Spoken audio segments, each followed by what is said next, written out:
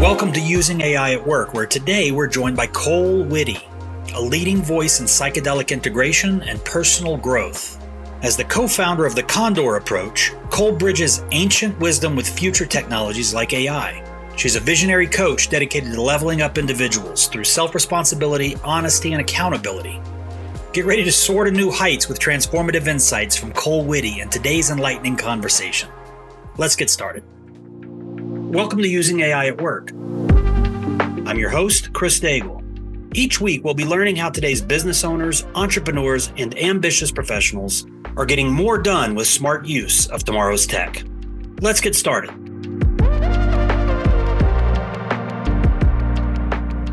Kole, thank you for being a guest on the Using AI at Work podcast. And we'll just jump in and talk about, for those who aren't familiar with you or your brand or your services, can you kind of tell them what it is that you do for a vocation? Sure.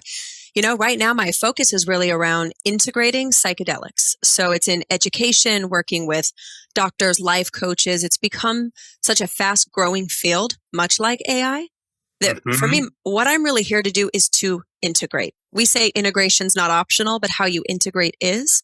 So whether it's ancestral traditions or artificial intelligence, for us, it's all intelligence, but how we integrate and work with it, the intentionality, we call it the Condor Approach is the brand. It's the high level perspective of evolutionaries, the people that are looking at where we've been, analyzing that, where we're going, and then it's really thought leaders from different communities that are trying to figure out what does this mean for us moving forward? And so they come to us because we're a coaching certification. We really help people to become a psychedelic informed coach, but we use AI to help them run their businesses so they can focus on serving people and not processes. And so that's where it all kind of coalesces together in this conversation is AI is how I can serve 170 clients with me, my husband, and one other person team, right? And 3 weekly calls and, all of it. So whatever direction we take it today, that's where I'm coming from. Okay, awesome. So I'm curious, how long have you had your business, this particular business? This business in this iteration, we are at 3 years and change, but it's evolved from 2 different businesses. So in total, conceptually, we're at about 7 years, give or take. But this iteration, as known as the Condor Approach, we're at a little over 3 years. So I'm curious, what was it like before you introduced generative AI into your business? And what is it like now?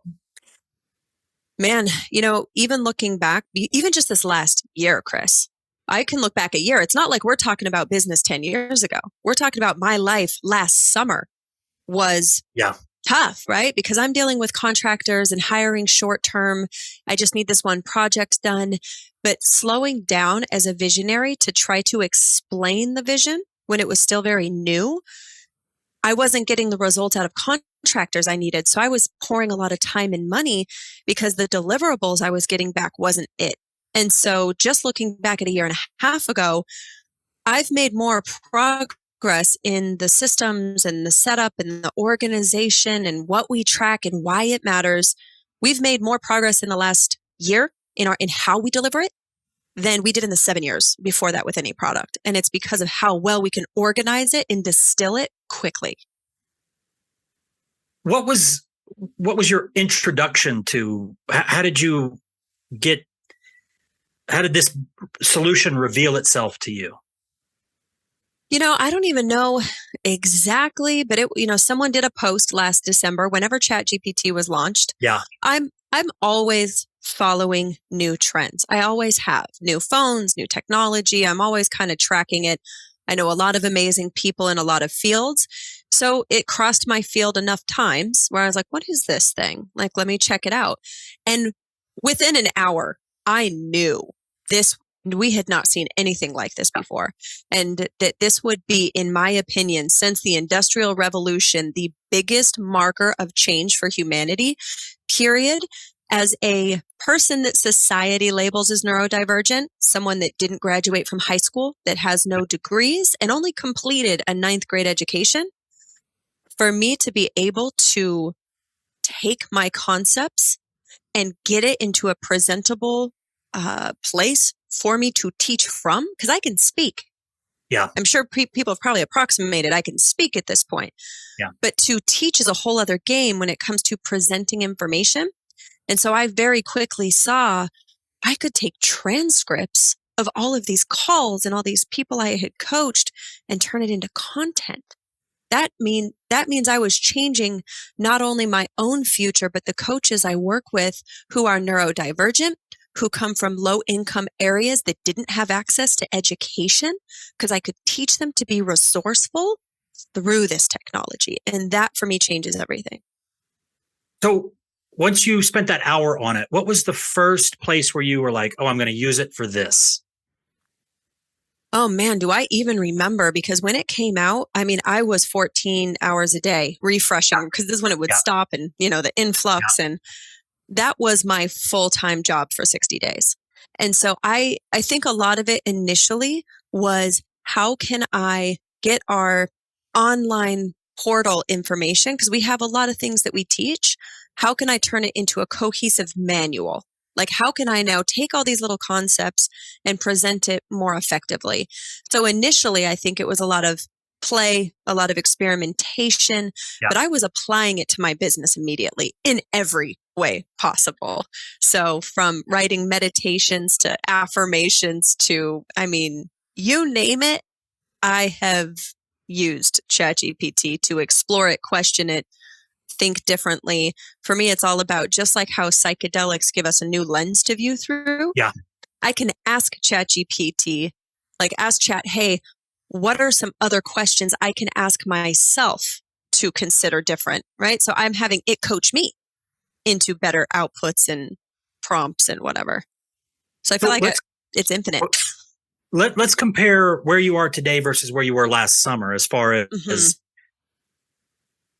how has productivity improved? It's again one of those things that's like the only way I can truly measure it is from my physical health.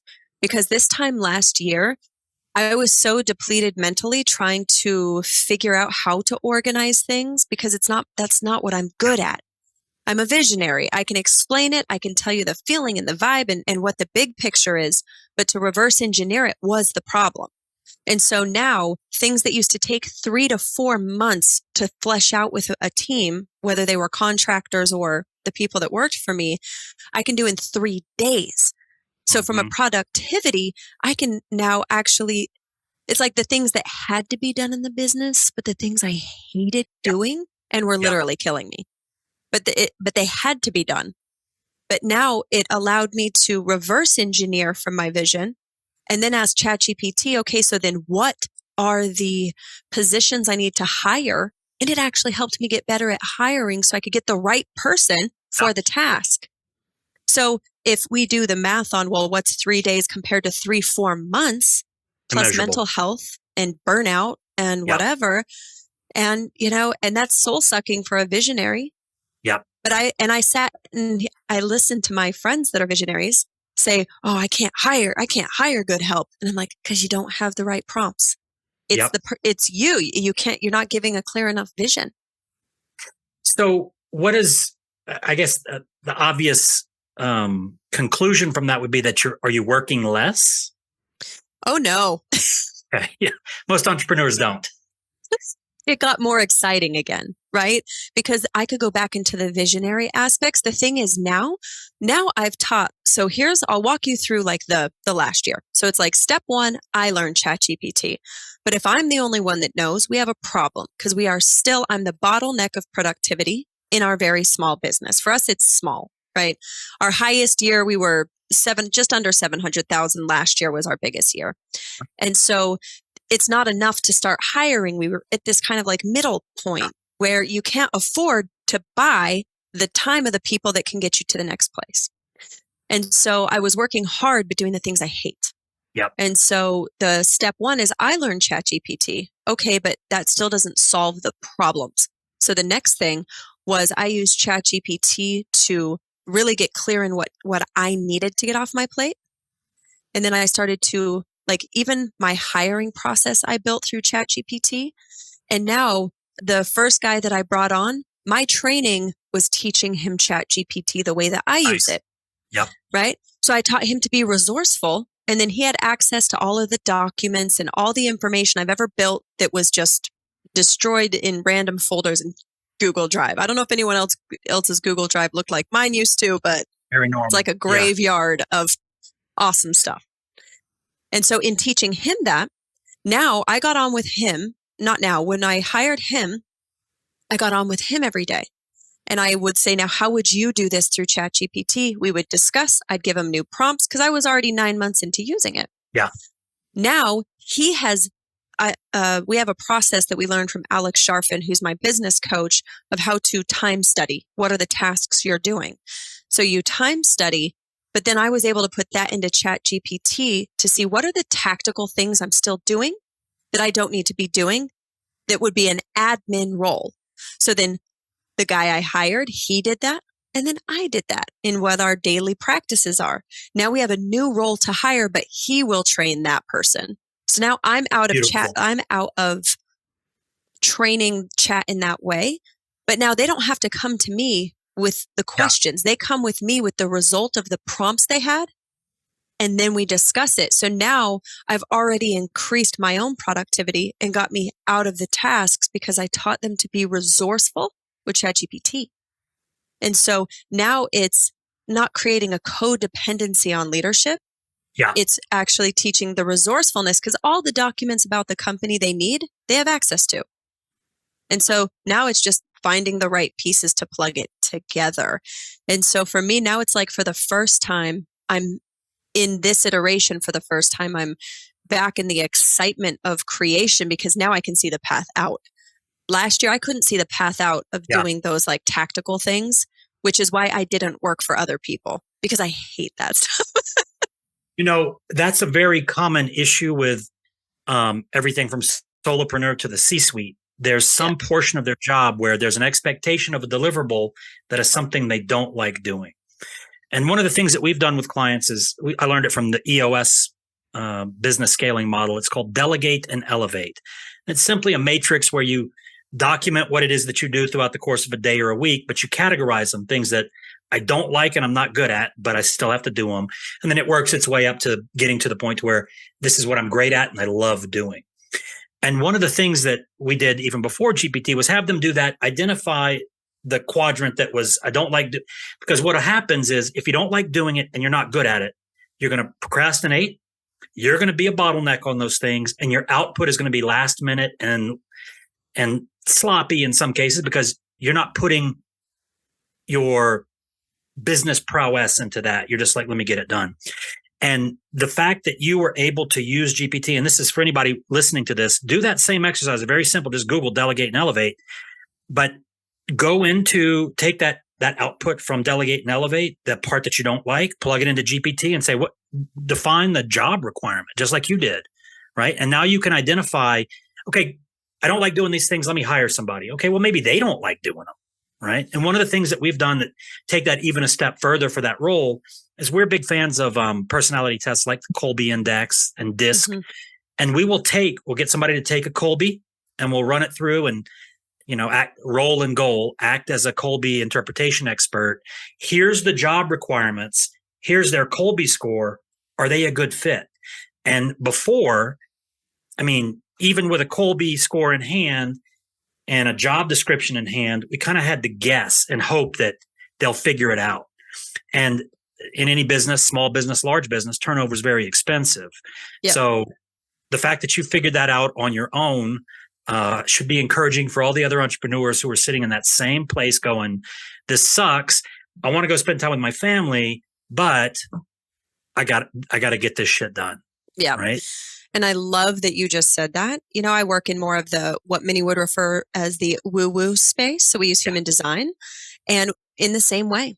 In fact, I just did a live for our community an hour and a half ago to show them how they could use human design with their clients for that same thing that you just said.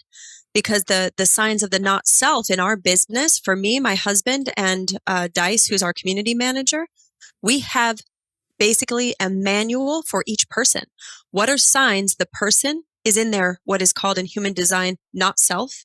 And how can you check in with them? So we basically now have a manual for each person where let's say that Dice sees that I seem a little contracted or something feels off.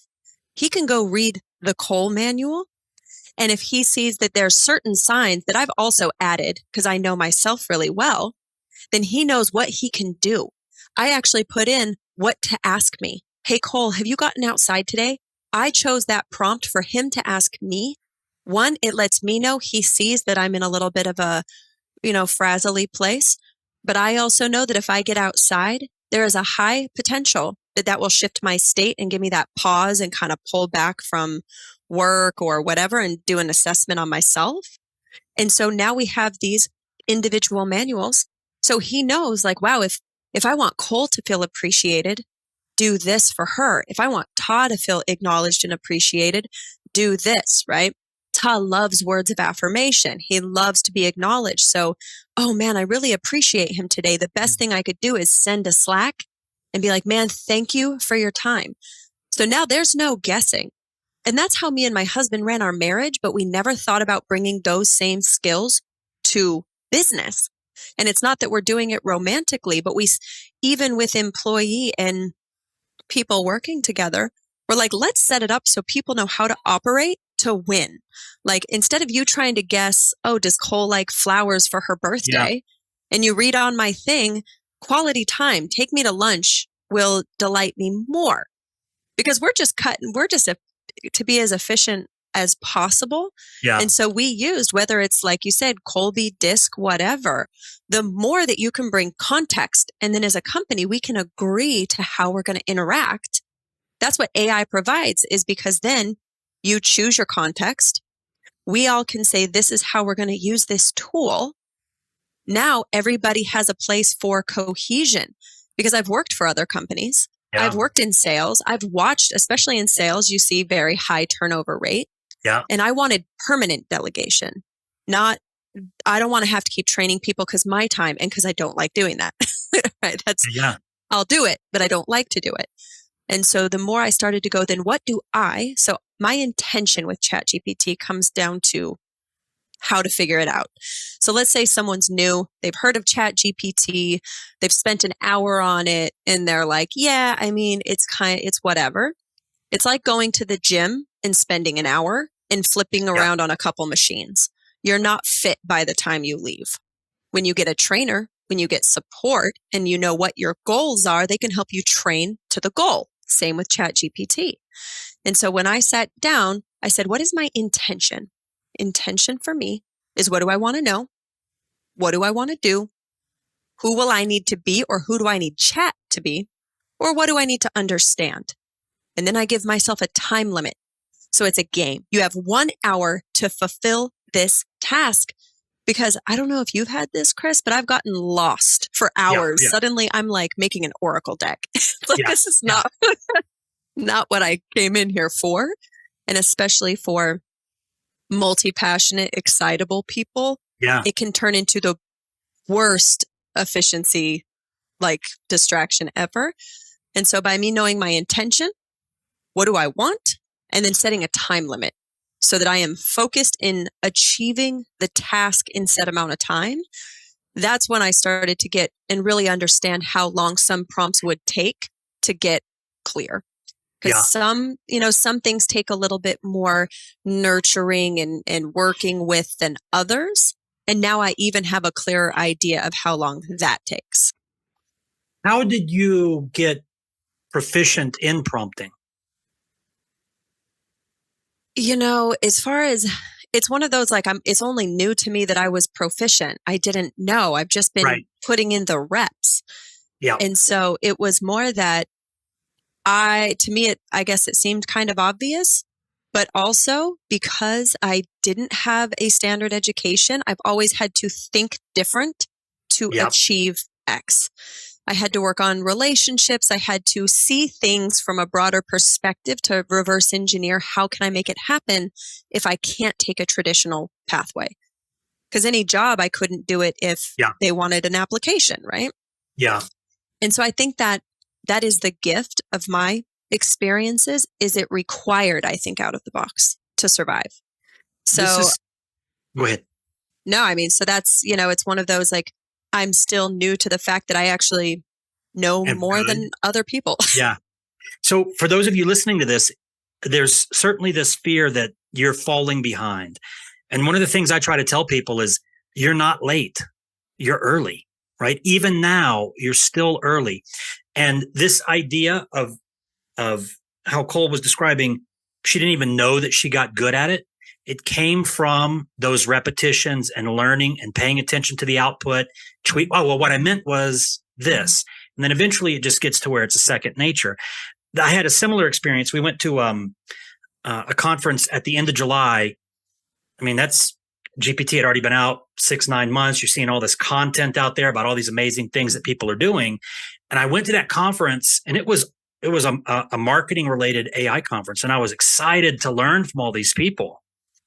And I realized nobody knows, right? It's a random set of people like you and the other guests that we bring onto the show, and the people that are just getting in there and using it. For those of you that start using it, if you say, well, I tried it, I can get those answers from Google, right? If you're using it as a search engine, you're missing the entire transformation that's possible. And what you're talking about here, Kole, is that you got very clear on an intention. You didn't just sit down and go, who won the War of 1812?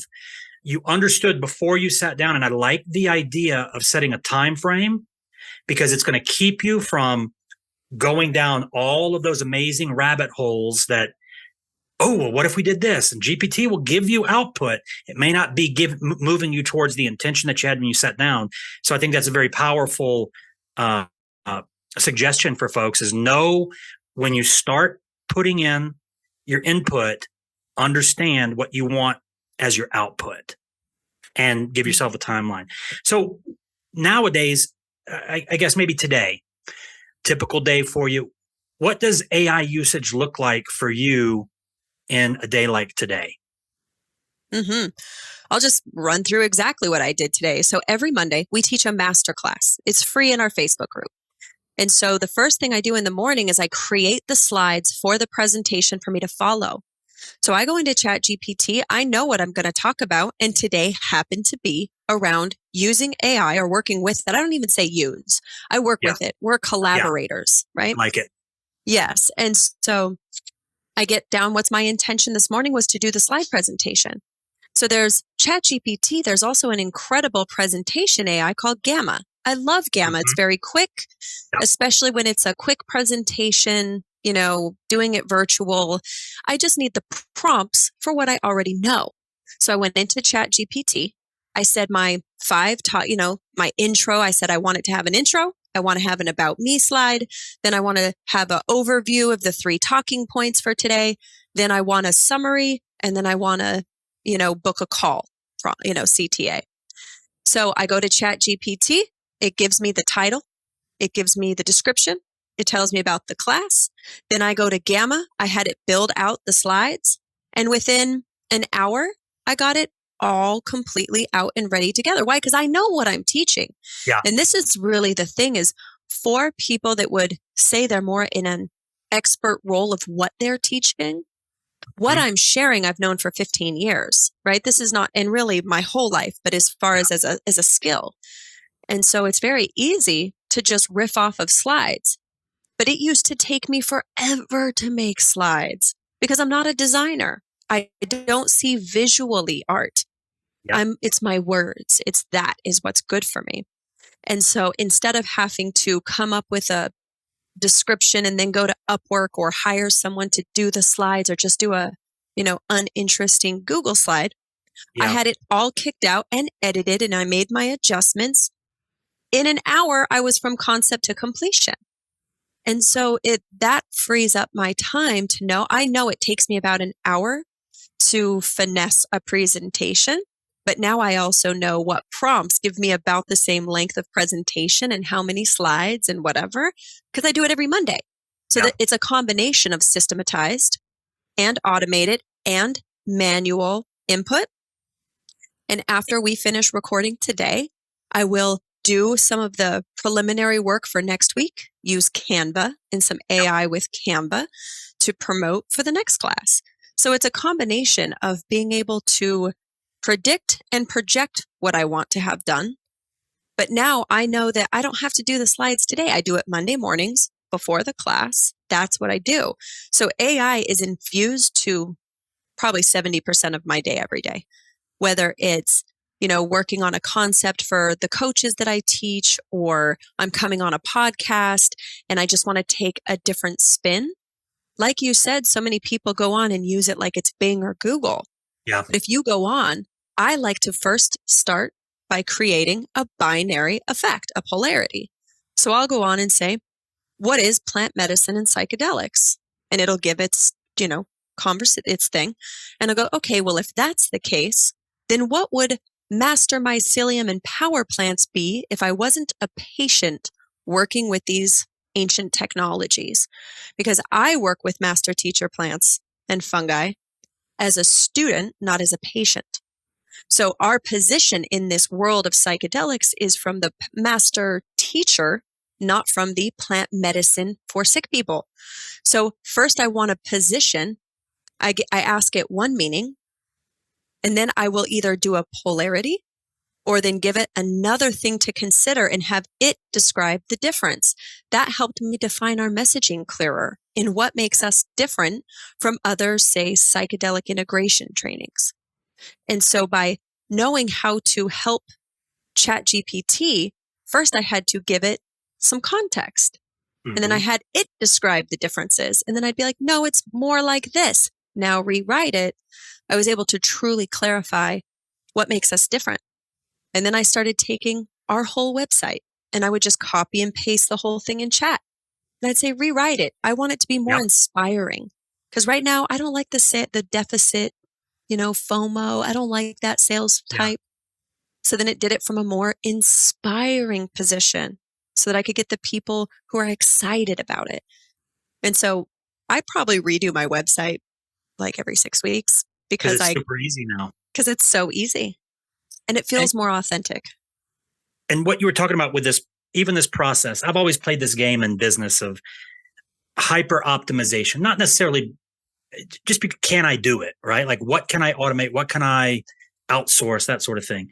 And with the process of you creating those slides every Monday, now that you've done the heavy lifting of you figured out, you went through the iterations. Now you know that if I type this prompt in, it's going to lead me to an output that I can feed to Gamma and get my slides. There was a study done with Harvard and Ethan Mollick reported on it. And he indicated that in the study, they had a group of Boston Consulting Group consultants, and they took half of that group and just do your thing. You're an expert, you're smart, you're good at your job, go for it. And the other half, they just gave them ChatGPT. They didn't give them any training or anything like that. And the outcome at the end of 8 weeks certainly indicated that there was a performance. But the biggest win was that the lowest performing consultant at the beginning of this, it didn't raise them up to expert level, but they got the biggest boost. So now that you've done the hard work of, what your message needs to say, the paradigm from which you come, the avatar you're targeting, you can take those prompts and give it to somebody who you just hired.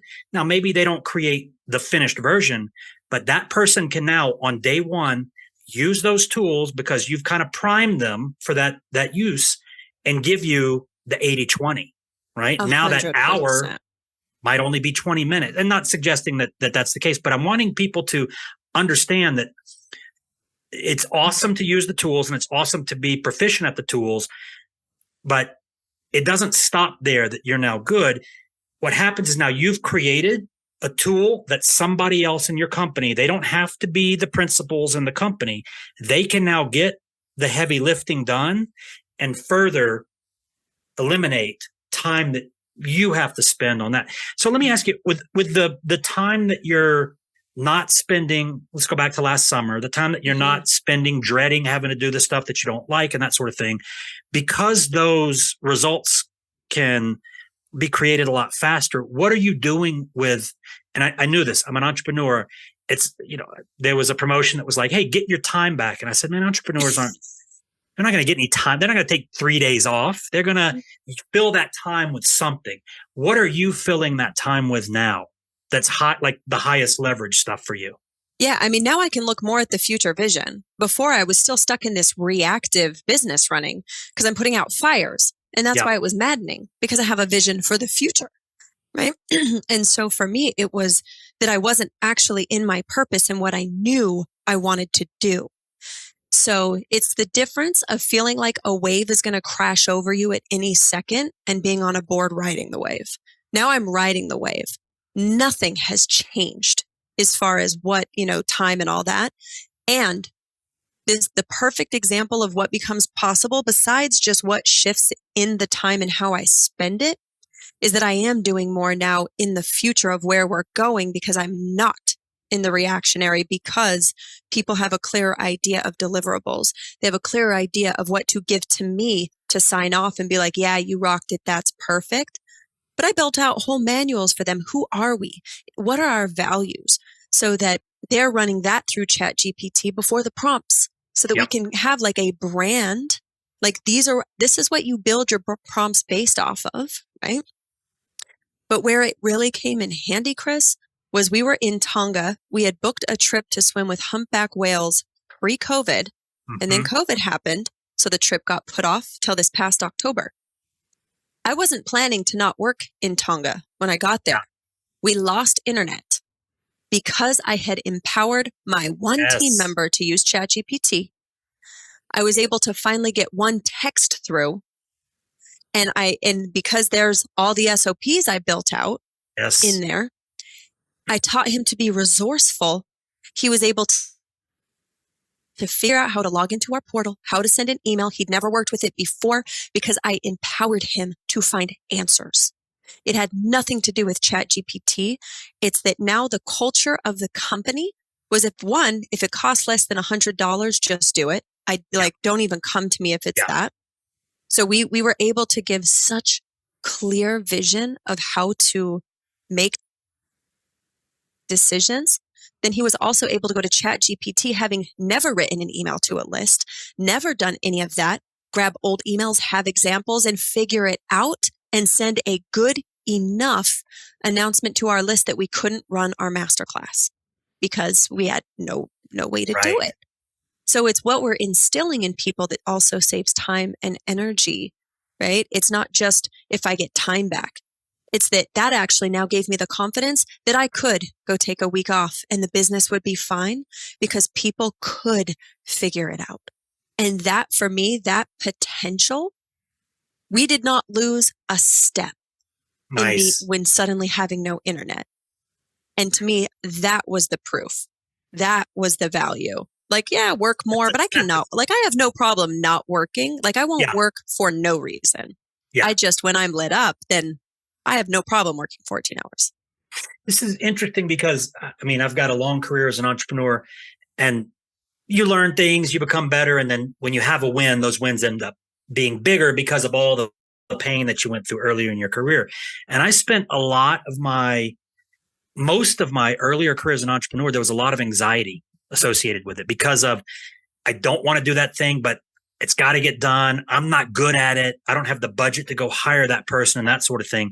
And I can imagine that if an entrepreneur is feeling that way and they commit to spend one day playing with the models and just, you don't even need to know any prompt patterns when you sit down in front of it. At the end of that day, I think that they would have a wake up call and go, oh, I've now got a team. This thing can be my marketing strategist. It can be my tech advisor. It can be my SaaS culture builder, whatever those things might be. So let me get this clear. Do you have some prepared information about your company or your avatar or your brand design or your brand or any of those types of things that you feed into ChatGPT so that it's got, on a fresh chat, it now has all the context it needs to address the specific intention that you've got? Exactly. And yes. So we just call it our Condor manual. This is our culture manual. So if someone's going to write an email, we're designing a new itinerary right now so that for the next cohort that starts, we want all of it to be cohesive. We don't write it traditional. We're more playful. We use emojis. Yeah. So when I run my emails, the tone I ask for is Deadpool, the superhero, because it's sarcastic and jokes, right? So we have it do the emails, but then I want it run through as Deadpool. And then I change the jokes to be relative to our business, our culture, and whatever. But it's the fastest tone that is like me. Because if we suddenly start putting out emails that are we're not a medicalized training, even though we have a lot of medical training, that's not who we appeal to. So our emails are more like social media posts. And so someone coming into the company has to know that, or else our audience would know immediately that's not us. Yeah. Right? Inauthentic. And so it's one of the most important things. So they can go to the manual. We have we have everything, mission, what we do, why we do it. We have the brand colors. And if you're in Canva, I want it to be so that when my team needs to take a break because they have a family emergency, that they need to suddenly be gone for 2 weeks, where we can fill it good enough no matter what. That's freedom. Freedom isn't just like take a vacation. It's that, I need to be there for my loved one right now. And so our whole thing was build it so clear that if you need to go be with your family or you want to be, go fully be there. Because then all we have to do is get on board and say, what's on your plate? What's coming up? Who's going to offboard it? And I stopped looking for unicorns. Yeah. I wanted to find the person that could take over all the jobs. Yeah. I actually cut all the jobs. I only hire 10 hours per week per person. And they have very specific tasks that they do. No one role that does admin and email and this and this. Yeah. One person manages Facebook. One person manages the Condor community on Mighty Networks. One person does the tech administrative tasks. One person does the customer service to this. Because I started to be able to align the personalities so that everyone is enjoying what they're doing. And I'm finding people that don't want to work 60 hours a week. They don't. They want something that speaks to their heart, that is something they love, and they always work more. We don't have anyone working for us right now that's not an hourly person. And I have a structure and benchmarks that once you become twice as efficient because of AI, I will pay you double and it takes you half the time. I don't care, right? And so I'm like, you're starting at this. Let's say I'm starting someone, running my community for $25 an hour. And I say, and when you can get to this skill level and you're doing this, this, and this, then I'm going to double you to 50, right? Because we're working with people that aren't looking to, they want to coach people privately. They want to build their business. They want to have that. And working for us not only helps them to learn the skills because we are a coaching company, but they're also doing the things that light them up. And so that constant energy means that if someone needs to leave for their family, they can. People are like, I got you, go. Like, don't even call. Don't call us. We'll call you if we need anything. And that for us is, again, why me and my husband had the life we had before this business. And we said, we're not going to build a business that changes what's most important to us. For us, this is our mission. This is a much bigger purpose than a money commercial thing. endeavor. Yeah. Correct. And so if it didn't maintain the same parts of our life that were important, then we weren't doing it. And we watched friends and entrepreneurs, because when we were doing private coaching, we were doing one-on-one personal coaching. We had a lot of 7, 8-figure clients. We saw what their business was doing to them, and we didn't want it. Yeah. And so when we shifted into this space, it was like, so then what's going to have to be in place so that that doesn't happen to us? Because that's not the exchange, not even for a mission. I don't want to die for what I believe in. I want to live for it. I like that. So I'm a process guy, and whenever somebody says they got a result, my mind immediately starts, you eat the elephant one bite at a time. My mind starts seeing all the bites that have to take place with this, right? So the first question I have based on that, I see immediate value to having that role-based prompt catalog that you're not asking them to come up with it. You, the principal, the visionary, the one who has internalized what this business means, you set those prompts up, which means that regardless of who uses those prompts, there will be a consistency to output, right? So you're able to provide that to them. Now, they have to take off for 2 weeks, or let's say it's a longer term, or they're going to move to wherever. The onboarding for the next person to fill that role is a lot faster, and probably within a couple of days of them knowing where all the files are stored, they're able to start getting almost the same quality of result as the person who had been there for 6 months or a year or however long. So that's awesome. But you mentioned one thing that most entrepreneurs and small businesses, I don't think they appreciate it, and I don't think they like doing it, and that's documenting process. Mm-hmm. However, to get consistent output, you need to have a process that's followed consistently. How involved was that the generative models in you creating those SOPs?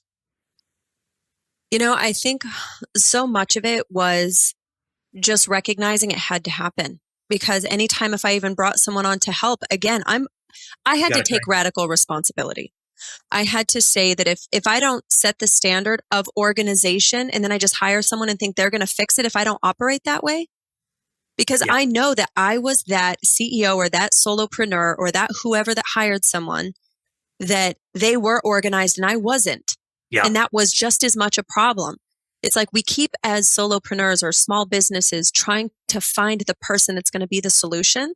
When for me, it was like, I had people come on that were super organized, but I didn't follow through with the system or the ClickUp or the Trello board or the Slack channel or whatever.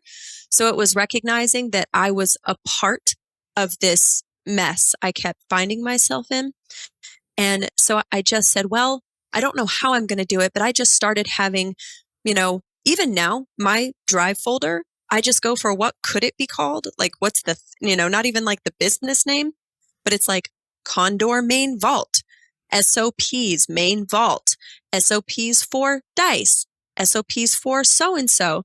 But the key thing was having that one manual book I told you about, where I've got the mission statement and who we are, that links to every other business document. So for our documents, for our who works for us, our roles and responsibilities. First, I come up with the role that I believe I need filled. And then after I hire someone, I have them, they get on with me. I go through the tasks I want them to take over. I have them document the process. They then go to ChatGPT and create the official lasting documents. We have a general one. Yeah. But they're going to do it a little different. So then we're going to update the SOP to the individual because they have a unique process. So ours is the starting prompt. But then I want them to sit with me and document the process of how do we go from go high level to, this to that. Then they create the SOP for themselves so that they understand it, so that we're clear.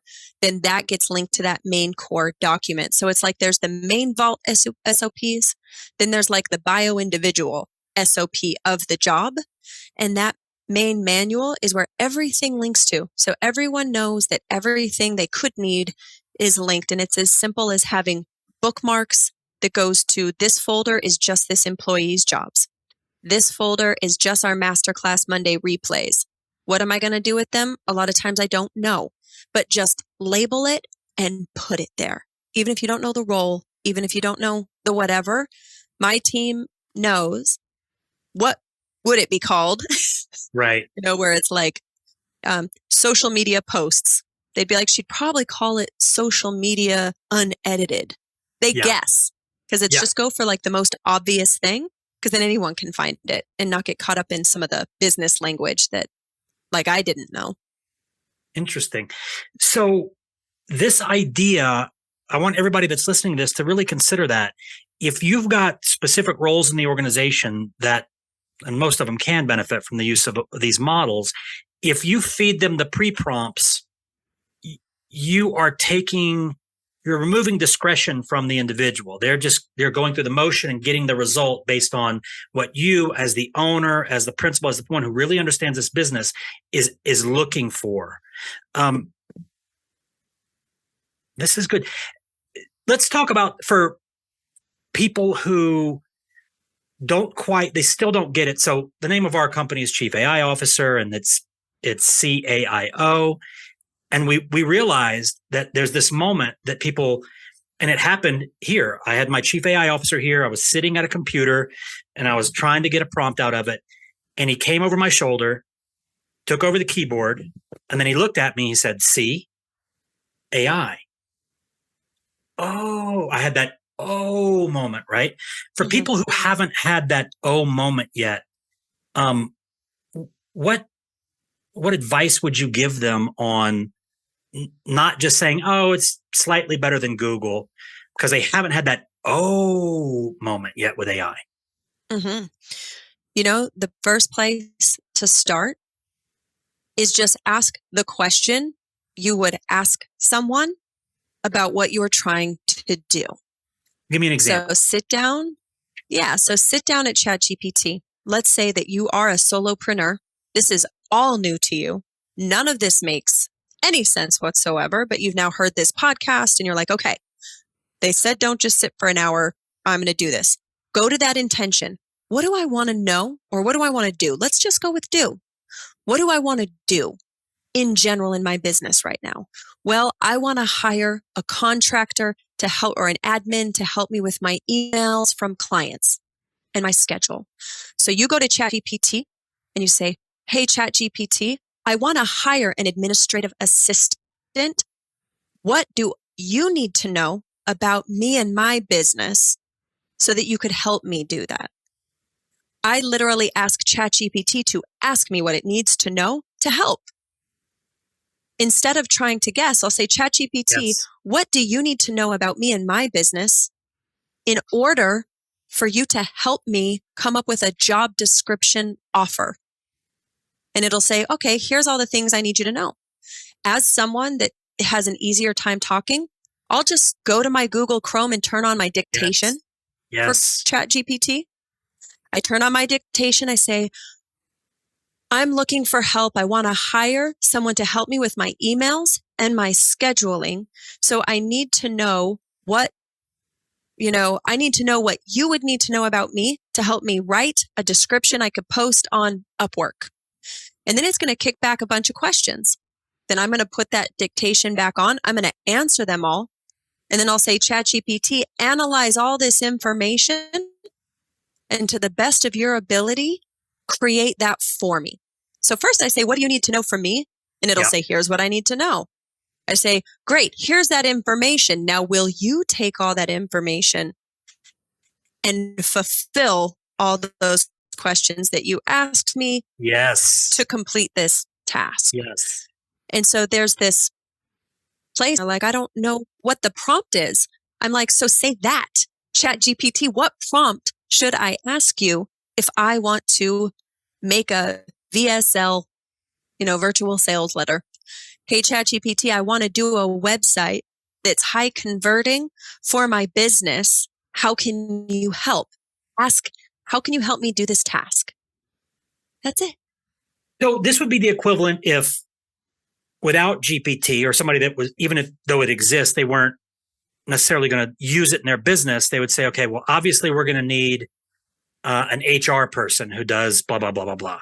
And so what you're saying is they no longer need the HR person. They can go to ChatGPT and say, act as an HR professional, do this. Well, I'd really like to know what Alex Hormozy would say about this. Go to ChatGPT and say, how would Alex Hormozy write this? So this idea of thinking that you need to have this cadre of experts that are very expensive and hard to get their attention or their time, you don't need that anymore. You can just go in there and say, like you just said, tell me what you need to know to give me the answer that I'm looking for. Yes. And what's beautiful, we teach this prompting. One of the prompting frameworks that we teach is turn on the recorder and just dump. So I'm really wanting to do this and da, da, da, da, da.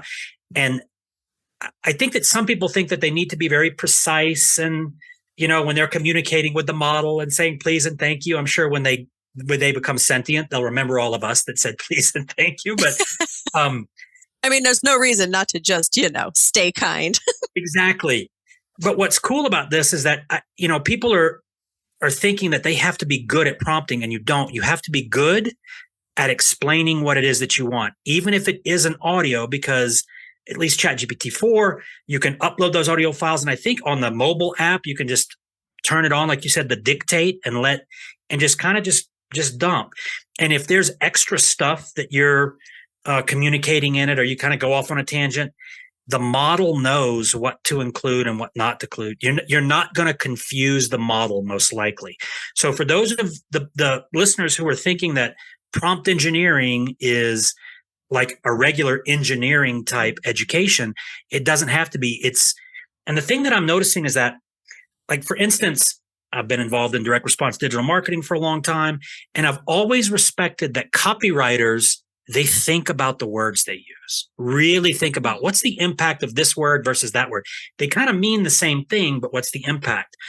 And I've found that copywriters tend to be very good at prompting because they know how to communicate. They know how to use those words to elicit that. For those of us who aren't copywriters and we haven't studied all of, the mechanics of that stuff, you don't need it. You can simply go in there, turn on dictate, like you said, feed the model what you're looking for, and then start to get that output. Now, one of the things that I think a lot of people are disappointed in is that they type in one sentence and what they get is synthetic output because they didn't add context, they didn't give it a role or any of those types of things, right? What does your process look like when you are working with the models, you don't get the output the way that you wanted? What does that massaging look like to get the closest to your ideal outcome? Mm-hmm. So if something is brand new for me, and I love this question, so I'm so grateful that you asked it, because I think this is where, again, one of those things that I do that I didn't know that was valuable. It just made the most sense to me and how I process. If I don't know what I'm doing, I don't start with a prompt. I get on the phone or on a Zoom call with a friend and I talk through what I think or what I think I want in my business. Example, I work with coaches. And so one of the things I work in helping them is how are they combining their lived experience, their coaching style, and being psychedelic informed? Because we don't teach facilitation. It's how does psychedelics and how do they message that, right? Because it's not facilitation. So there's nuance to how you pull that all together. So they have a list of 10 questions. We get on with a Zoom call and we just do an interview style. Who do you want to serve? How do you want to serve them? Do you like to do weekend retreats or do you like to do one-on-one coaching? And we're in an authentic, real conversation. That's where we start. After we've gone through this 30-minute conversation of an interview, then we take the transcript, put it in ChatGPT and say, this is a conversation between two people. This one is me. Can you analyze this and tell me my tone? Can you analyze this and tell me, break this down for me? Or turn this into an email, an offer letter, or whatever. Maintain the words I use, the tone that I use. Do not fill in anything extra or create a website because I can't start with the prompt that way. It doesn't, now I can because I've practiced. But at first, I could not sit. If I didn't get the output right, I didn't know where to steer the ship from there. So I don't start there. I start by getting on with someone and talking through what's going on. And then I have ChatGPT analyze it for whatever outcome I want of that conversation. And so now that's why with our coaches, they were able to get out of their head of I don't know. And we go, yes, you do. You just don't know how to analyze it. You don't know how to distill it into what is digestible for other people. But ChatGPT does. That's brilliant. And, and here's what's going to happen for people that are starting to actively use the models. You're going to think, oh, I'm good. And then somebody's going to mention just one little thing that they do. And you're going to go, oh, like, that's how I'm going to do it from now on. So for instance, when you said that with recording the call and uploading the transcript, we've done that for, extracting insights from it and stuff like that. However, one of my biggest challenges, and we create a lot of content, has been my voice. Because if you don't give ChatGPT a role, it's going to give you output that seems synthetic. It seems like it doesn't have much of a soul. But taking that call, like I could record a conversation with a friend that was 30 minutes long, regardless of what the topic was. Hey, we're going to Vegas. Oh, it was my kid's birthday, whatever the thing might be. But I could take that transcript and say, identify my voice, how I like the language I use, the intonation and all that kind of stuff. Now take this piece of content and rewrite it in my voice. That's right. It could be an article that somebody else wrote, but I want to do my own content piece on that same concept and say, hey, these guys in Forbes wrote this article. Oh my gosh. Because that's a big challenge. Like I've been looking for avatars, like write it like Frank Kern, write it like Simon Sinek, write it like, and there would be pieces in it that I was like, oh, I like the way that says, but I'd never considered just taking a natural conversation transcript, feeding that to ChatGPT and saying, this is the way I talk, write like that. Yeah, I just say analyze it. I say act like a speaking coach, a copy coach, a whatever. Yes. Analyze my tone and follow it exactly. And now that's in my custom instructions in my ChatGPT, because everything's going through our business, the Condor Approach. So now that's in my custom instructions. Everything it's doing is at least running through that initial filter. That's our mission statement, our values, and our tone, which is empathetic, inspirational, relatable, and under a 10th, I keep it at about a 10th grade reading comprehension, always. Nice. 8th is a little too simplified. Yeah. And so I find that 10th grade is a good place for us to be. But that was from having it analyze it. And it was crazy how it shifted after that. It's just, for me, having it analyze any audio is the most effective way through. I love that. Hey, so we're coming up on an hour, but I want to close with a couple of little tactical things. Do you have a moment to go through a few of those? Totally. Great. So there's, if you listen to podcasts or you're paying attention to what's going on in the AI space, every week there's like groundbreaking, oh my gosh, Sam left, or GPT-4V, or whatever the case might be. Where are you getting, or are you paying attention to stuff that's happening in the market? And if so, where are you getting that information typically? I was. But it was happening, that same shiny object syndrome, right? Yeah. Oh, the new thing. Now go try this. Yeah. Go try this. Yeah. I know what I'm here to do. I focus on ChatGPT and Gamma. I've gone to Claude and I've done Midjourney and I tried all these things. And for me, those were distractions. It was, those are all great. But that's where I also think why my experience and what I can do with ChatGPT is exponentially further than a lot of the quote unquote experts in the field, is because at least with ChatGPT, I have spent thousands upon thousands upon thousands of hours just in prompts, getting an effect. So I actually think that especially if someone's new, just start with ChatGPT. That's it. For me, I believe that it takes 20 hours to kind of get it.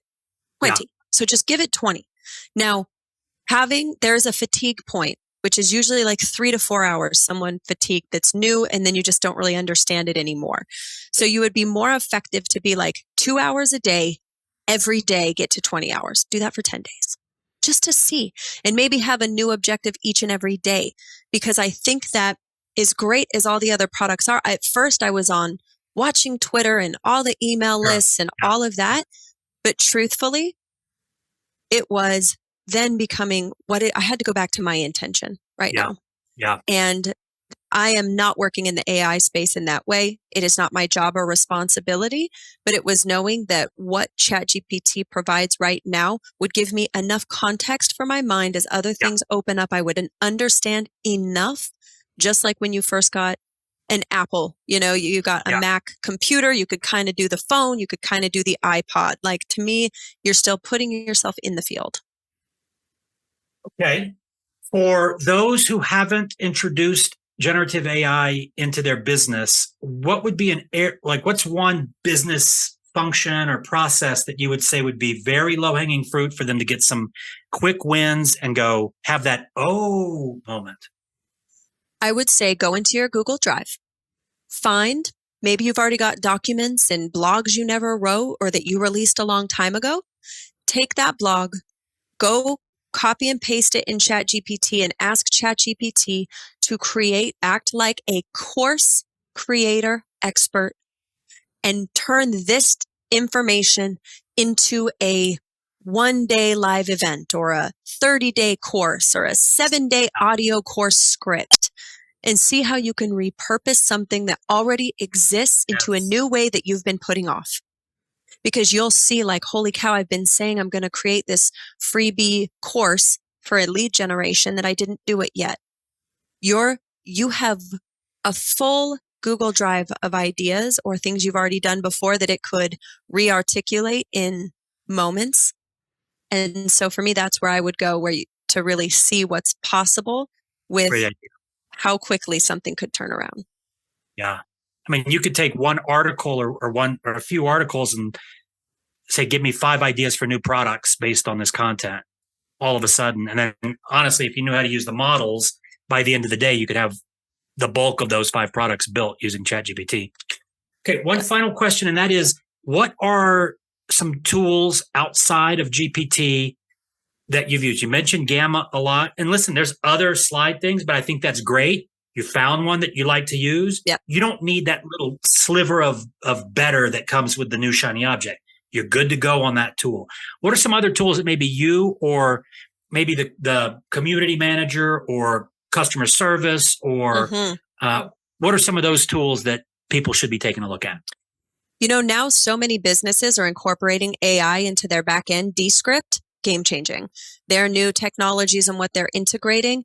Just like I said, you could get on and do a Zoom interview with a friend. Now, what we do is we taught our coaches how to distill that information using Descript's technology to create social media posts, because now they're not getting on a blank Instagram. They're having a real connection with another person, but they can take those videos and create, right? There's an app for my phone that I also love called Captions. So it takes your video and it puts all the fancy captions and the emojis. And it'll add video, images and whatever. And what I'll do is I'll take a Zoom video like this. I'll put it in Descript to make it a wide, to make it narrow for Instagram. And then I airdrop it to my phone. So when I'm on the fly, I can just grab little chunks of that interview or that video. Even while we're talking here, my cell phone is recording me off to the right because that will be captions from my phone using AI. Nice. Right? Because to me, anytime you're on talking about something you're passionate, you love, or you're good at, you should be recording it. Even if you don't know what to do with it now. Our conversation, we could put in ChatGPT, and then from there, we could put that in Canva, and there's AI in Canva now, and create entire carousels of information of step by step. So to simplify, ChatGPT, Gamma, Descript, and Captions which is an app for your phone.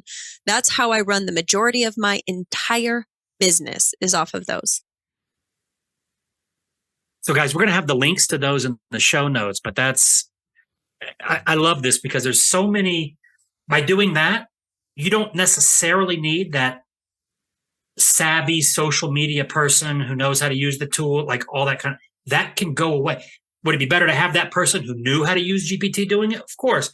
But if you're a small to medium-sized business and you don't have the resources or the relationships to get that kind of talent in-house, or you don't do enough of it to where it makes sense to bring somebody on deck, now all of a sudden, next time you do a client sales call, next time you do a consultation, next time anything to do with your industry, you can use tools like this and almost instantly have the same thing that would cost you thousands of dollars to have a social media expert, quote unquote, and they're probably using AI to do it anyway. So. Totally. And honestly, a lot of them aren't great at it, to be honest. I've paid for agencies that did it and they couldn't get a better output than me because they didn't understand the content. This has been beautiful, Kole. Sister, blessings for sharing this with all the people that are going to be listening to this. And I'm looking forward to, I don't know if you drink alcohol, but a beer or a coffee next time I'm in Austin. Both at the same time, because I'm crazy like that. Awesome. Thank you, Kole. It was nice to have you on this, and I got a lot out of that. And it's awesome when you start talking to other people who are users. I guess it's like going to a comic book convention where you get to really geek out on stuff that the rest of the world, they're not thinking this way yet. So for everybody who's listening to this, your learning curve is being compressed. Every time you hear somebody like Kole share just one nugget, you're a better user of AI and a better user of your life. So anything, Kole, where can people find out more about what you guys are up to and events that you've got going on and stuff like that? Yeah, generally just hit me up on Instagram. That's really the best. We have a podcast, The Psychedelic Coach, if the conversation is curious, and we do talk about AI and kind of this intersection of ancient technology and new technology. So personally, I love a good DM. So feel free to just reach out with questions in general. If I can help and, whatever, I'll tell you. And if I can't, I'll tell you. But Instagram is probably the best. It's Mr. Kole, MYSTIKOLE, or the Condor Approach on Instagram. I manage them both. Nice. Thank you. All right, everybody. We'll see you on next week's episode. Thank you. Thanks for tuning in to Using AI at Work. Don't forget to subscribe for more conversations about how to use AI at work. And a special thank you to our sponsor, Chief AI Officer, for empowering businesses with AI education and training. Visit their website for a free AI readiness assessment and AI strategy guide to help you get started using AI at work. That's www.chiefaiofficer.com. Special thanks to our producer, Evan DeSaulnier, for making this episode possible. Follow us on Twitter at the handle Using AI at Work, and visit www.usingaiatwork.com for free resources to help you harness AI in your role.